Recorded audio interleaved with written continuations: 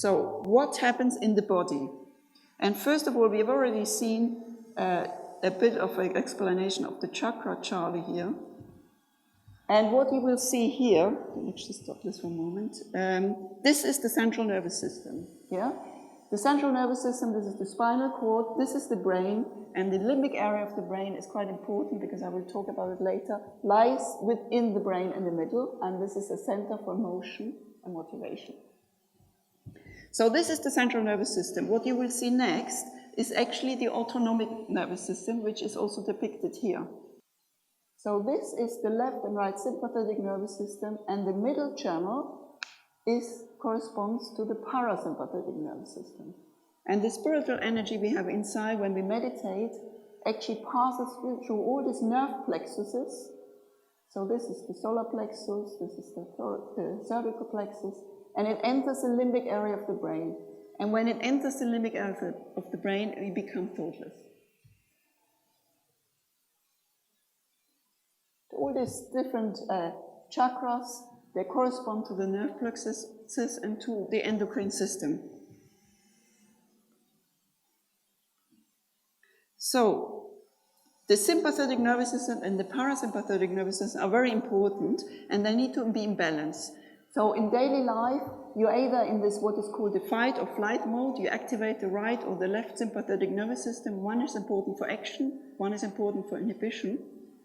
And in the night, when you sleep, you activate the parasympathetic nervous system. So this system relaxes and restores all the bodily functions, while the other one is important for daily activities.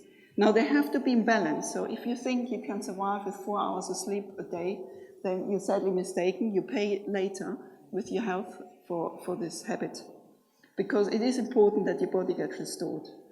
So the sympathetic nervous system is activated in daily activities, and the more stressed you are, the more it is activated. So what it does, it supplies maximum blood to all the muscles for the daily activities. The stress hormones are increased. There is more, the lungs, the passages are dilated. You have increased heart rate, and if you're constantly stressed, this may actually affect your heart. And during the rest, when you activate the parasympathetic nervous system, then the opposite happens, and you have a decreased heart rate. More blood is given to all the organs, which restores all the bodily functions which you've wasted during the day. There is decreased activity of stress hormones, and the digestion is stimulated. So what research has shown that meditation activates the parasympathetic nervous system more than rest. So that means you enter a state of hyper-rest, which is better than sleep. And this has been shown by many studies conducted in India and in Australia. So what happens is there is a decrease in the heart rate, there is a decrease in the breathing rate, there is a decrease in pulse rate, in blood pressure, in oxygen metabolism, and this is anti-aging. And there's a decrease in other physiological parameters of stress. And I show you a few examples. So this is the blood pressure in people who have, the controls is the red line. So these people doing 20 minutes rest, nothing really happens.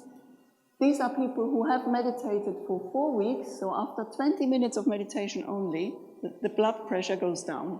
And those who meditated for 8 weeks have a stronger effect, and those who meditated for 12 weeks have a really strong effect.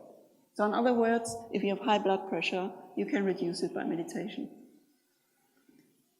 This is the heart rate, again, the controls, and again, the more practiced the people are in meditation, the more the heart rate goes down. This is, of course, very good. It protects your heart if you constantly have a reduction in heart rate on a daily basis. That's very good for you, and of course all the other measures as well. This is a study by Dr. Chung from Philadelphia University, and she took people who had hypertension, and she gave them 1 week of intensive meditation. They had to meditate in a meditation hospital every day for, 8 hours or so, and the blood pressure, the high blood pressure went down significantly in the meditators, but not in the controls who were getting normal treatment in a normal hospital. So meditation is far better, and only after 1 week you can reduce your hypertension, which is quite impressive. So in conclusion, the state of mental silence reduces sympathetic activity, and what it means, it enhances the parasympathetic activity, which restores all your bodily functions and de-stresses the body. Now, another very curious phenomenon, which if you may have noticed if you meditated with us for a while, and if you knew, you will feel it at the end when we have the meditation.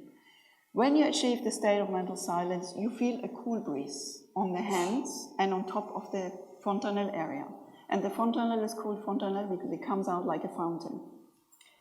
So this cool breeze is described in the Bible, for example. It's called the cool breeze of the Holy Ghost. And the Holy Ghost, of course, means your own spiritual energy.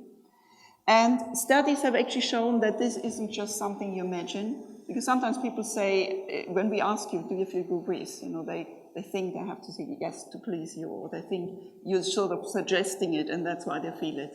This is not true. Studies have shown this is people during the rest period, and in the rest period, the temperature of the hand actually goes up a little bit. That's normal. But in meditation, the temperature goes down significantly. And this has been shown on the hands and on the top of the head, and some people, I feel it on the feet, for example, so I think it can also be on the feet. So, in conclusion, Sahaja Yoga meditation activates the parasympathetic nervous system, and this restores your bodily functions. Now, what about the brain?